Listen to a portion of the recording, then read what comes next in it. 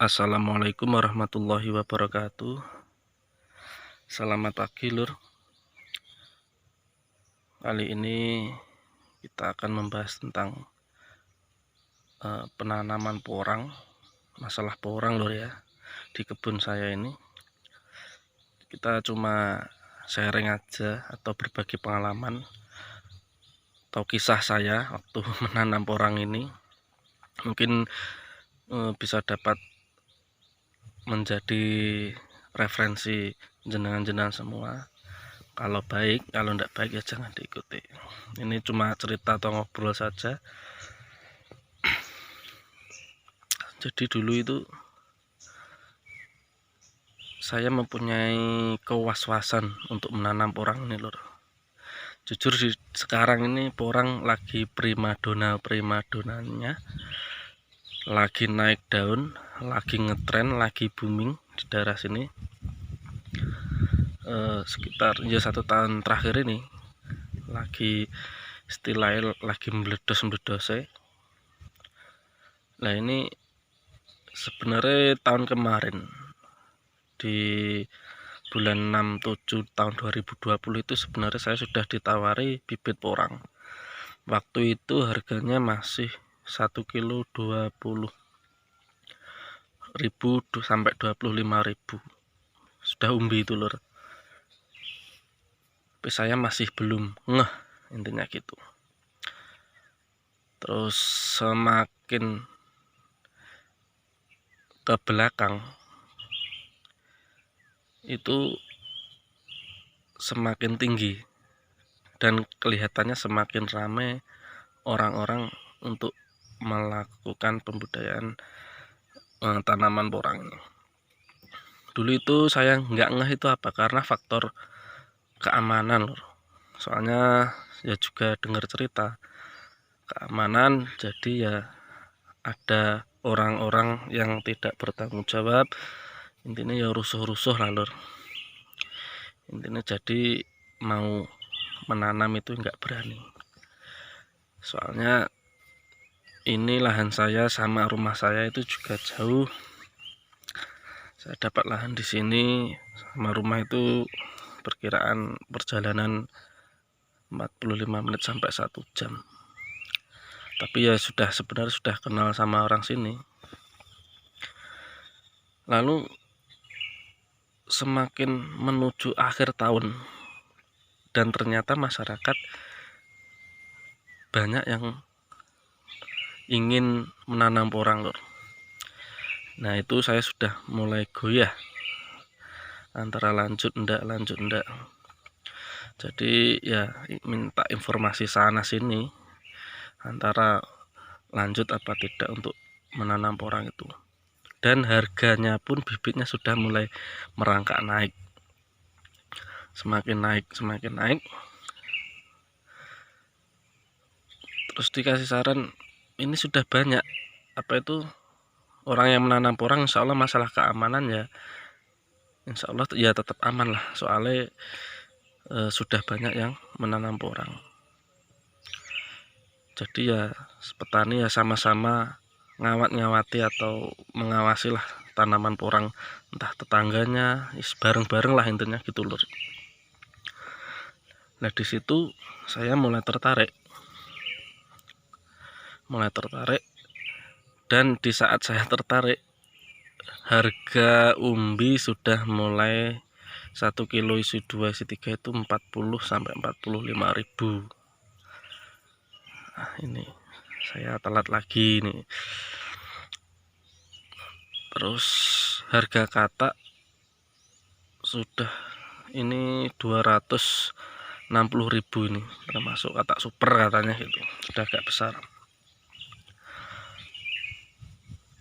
Lalu ketika saya ingin nanam, nah saya ini terus pikiran saya itu mikir-mikir lagi, itu masalah soal harga ke depan.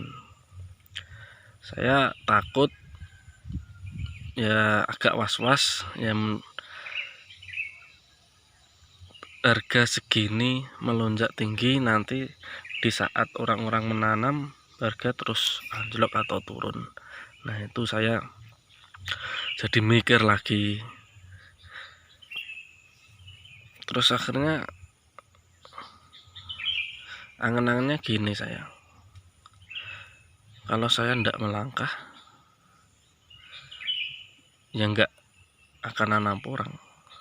Kalau harga baik saya akan ketinggalan,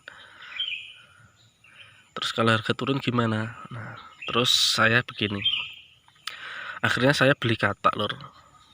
Waktu itu katak sudah 200 per kilonya, 260 sampai 280 itu katak super. Paling 1 kilo isi 100 atau 90 sekitar segitu. Saya nanam katak. Nah, ini terus analisa saya itu begini.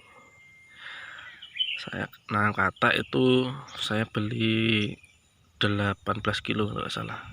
Yang di sini 12, yang 5 kilo di kebun sana di bawah cengkeh itu milik orang tua. 5 kilo intinya ngadu lah, baturnya nandur ya melu nandur, kasarannya gitu. Analisa saya, katak 12 kilo harga sekian. Saya analisanya kalaupun nanti harga anjlok, aku mumet gak nemen-nemen, pusingnya nggak nemen-nemen. Dan ini bisa dijadikan porang, maksudnya nggak dijual lagi, tetap dijadikan porang mungkin 2-3 tahun lagi. Kalau jual porang insya Allah masih ada untungnya kalau harga anjlok ya, atau harga turun. Misalnya saya kalkulasi harga 5.000 atau 7.000 lah, kalau ini jadikan porang insya Allah masih untung. Ya, sekarang kemarin infonya porang per kilo antara masih 10-13an itu. Saya ini buat engkrengan elek-elek aja lur.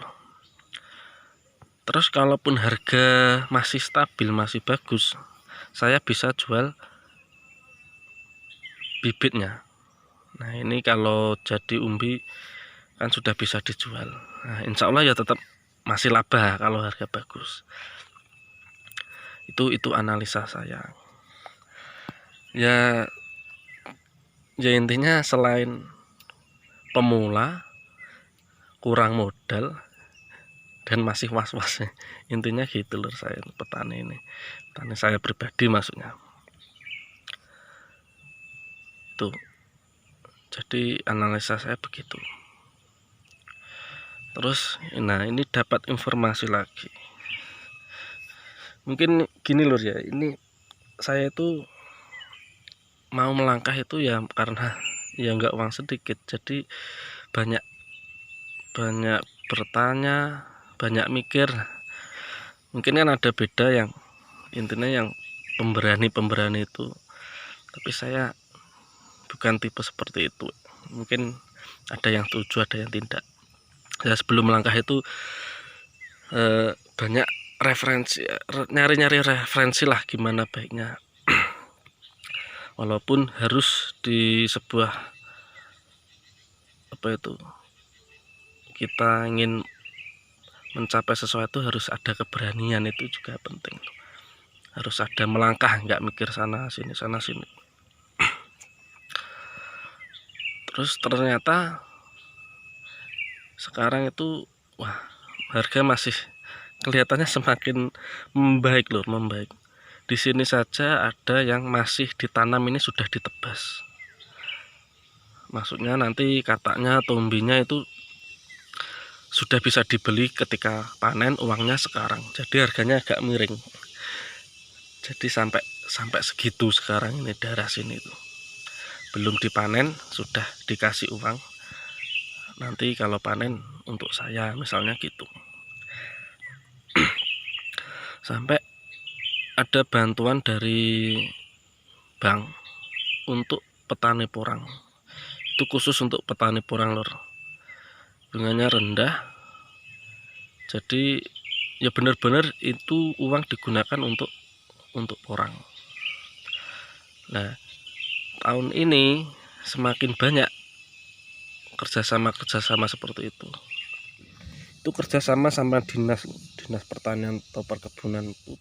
Terus saya tanya, yang dinas itu cuma mengawasi tata cara penanaman, cara pengawasan pemberian pupuk, atau intinya perawatan lah, atau bisa bertanggung jawab untuk kelangsungan harga. Maksudnya gini, ketika orang sudah banyak menanam porang, kita nggak tahu harga, kita cuma petani kecil, nggak tahu harga di sana bisa dimainkan oleh tengkulak besar itu. Kita kan nggak bisa apa-apa di situ, nggak dijual buat apa, dijual harga segitu, dan dulu pembelian bibit mahal. Nah, itu dari dinas itu berani bertanggung jawab untuk menstabilkan harga banda. Terus beliau menjawab, itu yang ketua kelompok itu kan juga kenal dengan dinas. Gini mas, untuk harga ini ya di kelompok sini ya, maksudnya itu kan stornya itu bisa menjamin harga untuk stabil. Nah, itu ya jawaban cukup bagus. Langsung saya tanya lagi, misalnya itu apakah khusus untuk kelompok yang bisa jual ke sana? Enggak mas, dari luar kelompok juga bisa. Malah kita disuruh membeli atau mengambil hasil panenan dari petani lain nanti, tapi jualnya tetap di PT tersebut. Nah, itu salah satu membuat saya yakin untuk ingin atau memperluas tanaman porang saya. Nah, ini rencana kalau ini sesuai angan-angan nanti, semua dari atas tadi, dari tandon ke bawah tadi sampai sana mau saya tanami yang umbi, insya Allah. Ini itu yang bikin saya gak yakin. Terus saya tanya lagi, tapi ini pertanyaan ke orang beliau yang merawat durian saya. Sudah saya jelaskan ke pas penyemprotan kemarin itu. Beliau itu lahannya banyak, porangnya juga banyak. Saya akui, beliau lebih berani dari saya. Beliau sudah melangkah satu langkah di depan saya. Tanamannya sudah banyak. Dan saya tanya-tanya, kalau ini kira-kira berapa pak? Ya mungkin 50 juta plus biaya perawatan sudah cukup. Kalau dari umbi mungkin umbi 1 kilo isi 2 isi 3 itu insya Allah sudah cukup, insya Allah. Tapi nanti lebih pasnya kita lihat hasil panen beliau.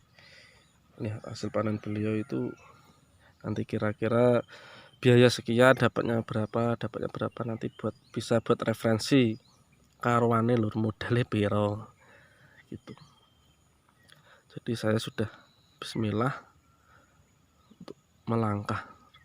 Ini sebenarnya dijual ini sudah laba lur, kalau harga stabil sekarang ini sudah insya Allah sudah laba lah. Tapi nggak tahu nanti saya jual apa saya teruskan lagi. Ini sudah menghasilkan katak, kemarin sudah bulan sudah dapat 0,5 kilo kalau nggak salah. Ini segini 12 kilo dulu ya. Itu lur pengalaman saya. Jadi mungkin yang ada yang setuju, ada yang enggak. Mungkin saya terlalu banyak berpikir, enggak dan melangkah. Tapi mau melangkah ya modal cupet lur. Jadi harus hati-hati, soalnya saya trauma dengan cengkeh itu lur. Cengkeh itu ketika saya melangkah harganya anjlok turun. Saya ini masih trauma. Jadi ini paling enggak menurut penjelasan tadi insya Allah minimal lah 2 tahun mungkin atau 3 tahun harga masih stabil. Jadi kita harus pintar-pintar nyari peluang mumpung ada peluang seperti ini ya kita kejar. Ya mungkin ini lur, panjang sekali videonya, semoga bermanfaat ya. Nanti bismillah, nanti tetap lahan ini dibentuk lur, soalnya banyak longsor. Nanti kalau ada porang longsor bahaya. Untuk yang longsor yang atas-atas itu yang kedaannya dawur-dawur lur. Nanti yang kayak ini ditinggikan, jadi air turun. Nah di situ sana ada jalan airnya biar enggak meminimalisir longsor. Terima kasih. Wassalamualaikum warahmatullahi wabarakatuh.